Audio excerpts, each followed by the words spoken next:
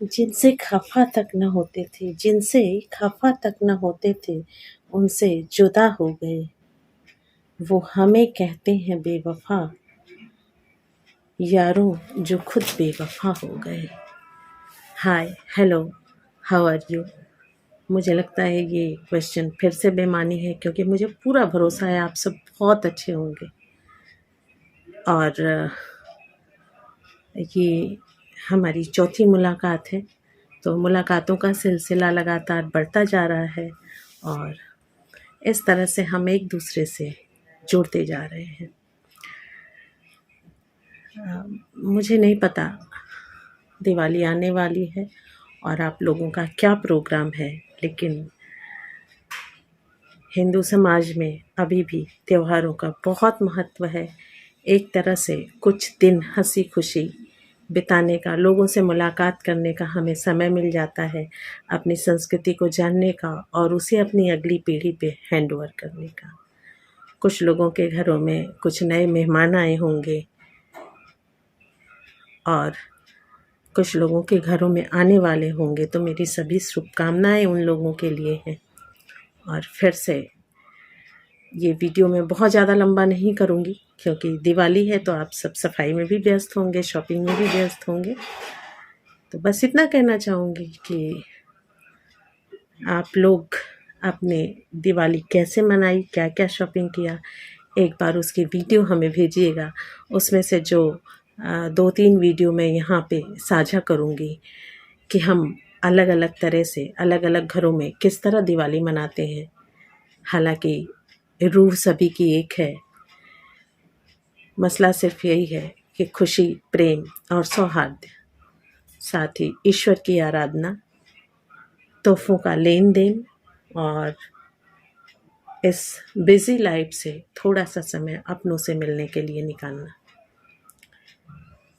तो जो भी हो, दिवाली का मतलब हम सब जानते हैं। जब श्री राम 14 वर्ष के वनवास के बाद घर वापस लौटे थे, तो पूरी अयोध्या को दियों से सजा दिया गया था और तभी से ये दिवाली इसलिए मनाई जाती है।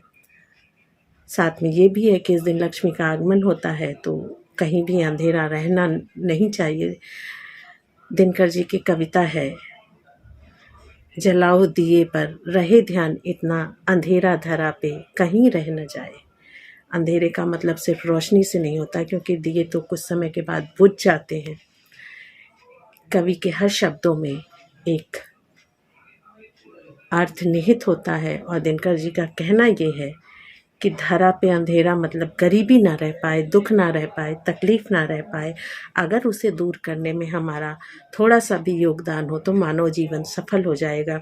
और जिन आराध्य राम के लिए हम दिवाली मनाते हैं, राम का भी यही संदेश था, तभी उन्हें दीन दयालु कहते हैं, दीनों के, गरीबों के देवता या भगवान या राजा। तो कोशिश करें कम से कम, जो हम हजारों के पटाखे छुड़ा करके पल में उन्हें एक तरह से रुपए फूंक देते हैं, उसमें से 100, 150, 200 रुपए आप निकाल लें, एक पटाखे कम खरीदें और किसी गरीब की झोपड़ी में अगर रोशनी हो सके तो उससे अच्छी दिवाली मेरे ख्याल से कोई नहीं होगी। मैं तो ये करती हूँ, आपका पता नहीं, लेकिन आशा है कि मुझसे जुड़े हुए लोग जो जुड़ रहे हैं, जो जुड़े हुए हैं, वो इस चीज़ को इस बार ज़रूर चरितार्थ करेंगे और उसके बाद एक खुशी का, एक सुकून का की फीलिंग उनको आएगी, ज़रूर आएगी। क्योंकि इंसान का इंसान से हो भाईचारा, यही संदेश हमारा। हमें ये सोचना चाहिए कि हमें इतनी योनियों के बाद अगर मनुष्य का जन्म मिला है तो उसके कुछ तो रीज़न होंगे, कुछ तो वजह होगी। और जब हम इस दुनिया से जाएं, आंखें सबकी बंद होती हैं, लेकिन वो चेहरे पे एक सुकून दिखे। मायने ये नहीं रहता कि आपकी शव यात्रा में कितने लोग शामिल हुए, मायने ये रखता है कि कितने लोग आपको याद करते हैं आपके कर्म के बेस पे, आपके व्यवहार के बेस पे और आपके सहायता करने वाले हेल्पिंग नेचर के बेस पे।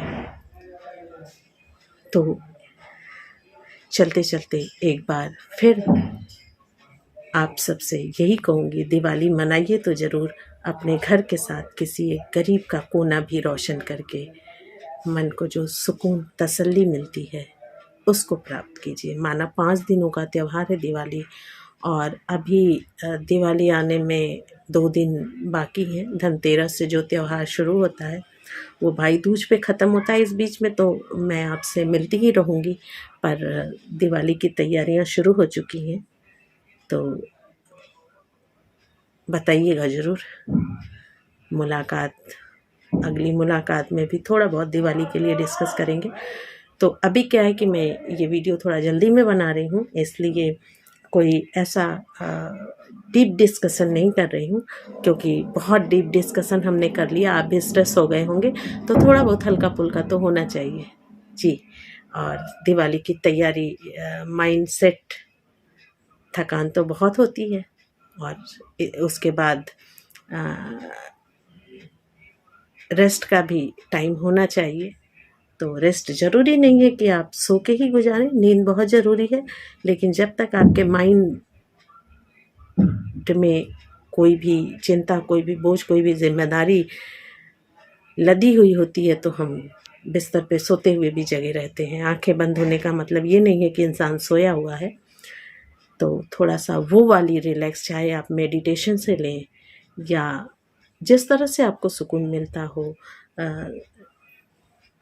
अच्छे लिरिक्स वाले गाने सुन के मिलता हो उसको कीजिए, डांस करके कुछ लोगों को मिलता है उससे लीजिए, या कुछ लोगों को कुकिंग करके मिलता है, पेंटिंग करके मिलता है, दिवाली पे रंगोली बना के मिलता है, तो उस तरह से सुकून ज़रूर लीजिए, वो बहुत ज़रूरी है।